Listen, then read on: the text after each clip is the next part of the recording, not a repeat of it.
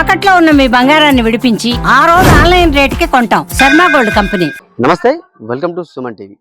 Online games, online అప్పుల ద్వారా కూడా ఎంతో మంది యువకులు బలైపోతున్నారు. మారుమూల ప్రాంతాల్లో కూడా ఆన్లైన్ గేమ్స్ ఆడి నిండు ప్రాణాలను బలి తీసుకొని కుటుంబాలను ఆగం చేసుకుంటున్నారు.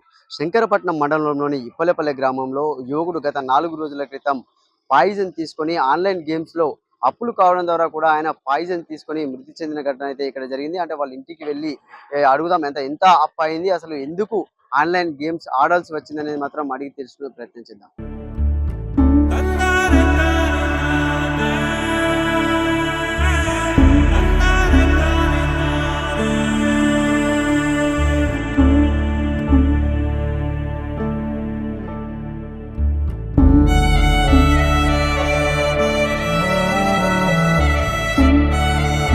ప్రస్తుతం అయితే మనము గత 4 రోజుల క్రితం మృతి చెందినటువంటి మధు వాళ్ళ ఇంటికైతే చేరుకున్నాము. అంటే ఆన్లైన్ రమ్మీ ద్వారా కూడా లక్షల రూపాయలను ఆయన పోగొట్టుకోవడం జరిగింది. అంటే కొంత మొత్తాన్ని కూడా వాళ్ళు చెల్లించడం జరిగింది. అప్పు తెచ్చిన కాడ కూడా కొంత మొత్తాన్ని చెల్లించినా కూడా ఆన్లైన్ గేమ్కు అలవాటు పడిన తర్వాత ఆన్లైన్ రమ్మీ గేమ్కు అలవాటు పడిన తర్వాత కూడా మరవకపోవడం, అందులో కూడా అప్పులో ఎక్కువ కావడంతో కూడా ఆయన పాయిజన్ తీసుకొని అయితే సూసైడ్ చేసుకోవడం జరిగింది. వాళ్ళ కుటుంబ సభ్యులు అయితే ఉన్నారు. వారిని అడిగి తెలుసుకున్నాం అసలు ఏం జరిగింది, ఎన్ని లక్షల వరకు అప్పు అయింది అనేది అయితే వాళ్ళ కుటుంబ సభ్యులు ఉన్నారు, వాళ్ళ భార్య ఉన్నారు.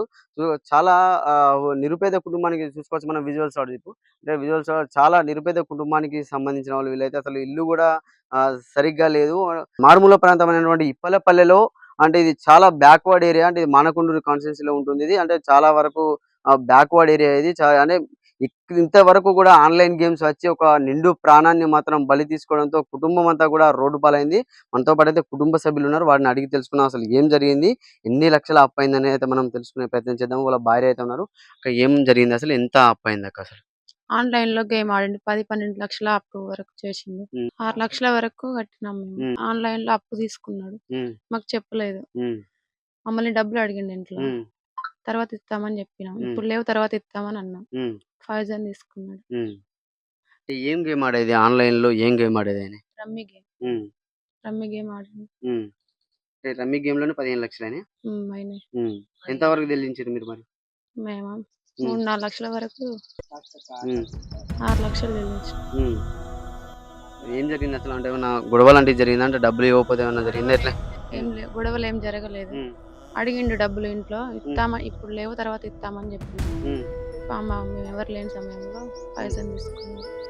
చూడొచ్చు, అంటే ఈ రమ్మీ ఆడే తరుణంలో కూడా అంటే కొన్ని ఆన్లైన్ అప్పు తీసుకోవడం చిన్న పిల్లలు, వాళ్ళు పాపము దయనీయమైనటువంటి పరిస్థితి. చిన్న పిల్లలు ఇప్పుడే వాళ్ళు స్కూల్కి వెళ్తున్న పరిస్థితి ఏంటంటే వాళ్ళ నాన్నగారు కూడా ఉన్నారు. అసలు ఏం జరిగింది అనేది మనము తెలుసుకుందాము. అంటే చెప్పు బాబు, అసలు ఏం జరిగింది? మధు ఎంత వరకు అప్పు తీసుకోవడం జరిగింది? సంవత్సరం ఎక్కువనే అవుతుంది. అప్పుడప్పుడు ఆడుతానంటే తెలియనియలే మాకు. సెల్లు మాకు చదువు రాదు. బదిలాడి బెదిరించినాం. అప్పుల ఫలైందని తెలిసిన వాళ్ళు చెప్తే తీసుకొచ్చి అప్పులు కట్టిన. 6 లక్షలు కట్టినాక మళ్ళీ వాళ్ళు బతికి 1 సంవత్సరం వ్యవసాయం చేసుకున్నారు. 1 సంవత్సరం వ్యవసాయం చేసుకొని మళ్ళీ ఏం చేసిండు, వాళ్ళిద్దరు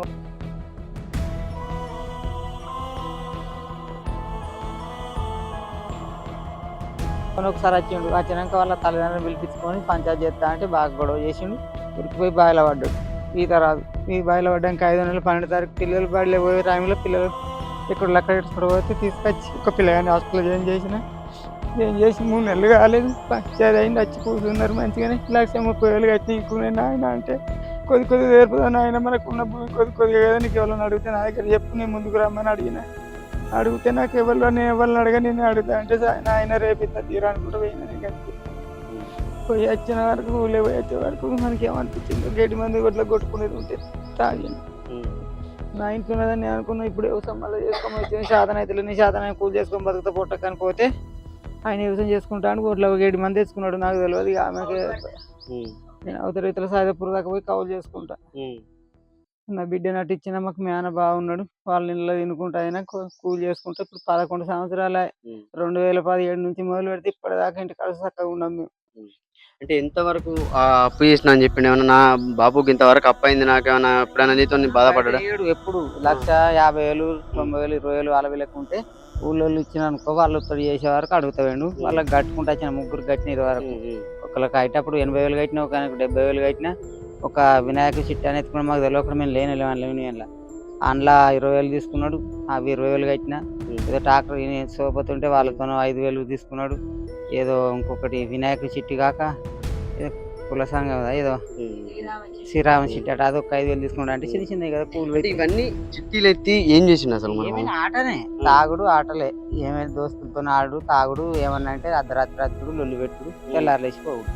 ఇక సాయంత్రం దాకా రాపోయారు చూసి 11, 12 దాకా కావులు కాసుకుంటూ ఏడ్చుకుంటుంది. ఓసారి ఏమైనా గొడవలు అయినట్టు తాగినట్టు గొడవలు పెట్టుకున్నా కానీ మాకేం తెలియదు. చెప్పు డిసెంబర్ 31 నడుస్తుంది గొడవ అయినాయి అట. అంటే లాస్ట్ కు నువ్వు ఎంత కట్టినావు మామూలుగా? మీ కొడుకు చనిపోయే ముందు ఏమైనా అప్పు కట్టినావు ఎవరికైనా? పోయే ముందు ఒక 3 నెలల ముందు 20,000 కట్టిన ఆయనకు. ఒక 11,000 ఒకటి కట్టిన. ఇక ఇంకా ఆన్లైన్లో ఉన్నాయంటే నా సెల్వాలకు కొట్టుకొని నాకు సిమ్ పెట్టిండు ఆయన. ఊకే ఏటీఎల్ ఫోన్ చేస్తే మళ్ళీ చదవద్దు ఊకే చెప్తే ఆయన అడిగారు, నువ్వు కట్టకు నువ్వు అవసరం లేదు నీకు ఎట్టించిరా తిట్టే. ఇక అదే మొక్క మీద ఉండి మొన్న ఫోన్ చేసిన అంటే ఆన్లైన్ నుంచి ఫోన్ చేసిరా మాకు అప్పు ఉన్నాడు ఏటీఎల్ సిమ్ వాళ్ళు, బాపు మరి అప్పు ఉన్నది మధు వాళ్ళు మీరేనా అంటే, నాకు తెలియదు ఎట్టించిన నాకు కొడుకు కాదని నేను అన్నా. నీ ఐడియా ఎట్లా ఇచ్చిండు అని నన్ను అడిగాను. అడిగితే నాకు తెలియదు అని నేను అన్నా. ఇక ఒక్క మొన్న కొడుకు మందు తాగిన రోజు మరి ఎవరు చెప్పారో ఎవరికి ఎట్లా పరిచయం ఉన్నదో ఆ కాడికి వెళ్ళి ఫోన్ లేదు. రోజుకి ఒక్కసారి చేసేది. చనిపోయిన తర్వాత మందు తాగిన తర్వాత బంధు. ఇక అది వారి దాకా రోజుకి ఒక్కసారి చేసేది.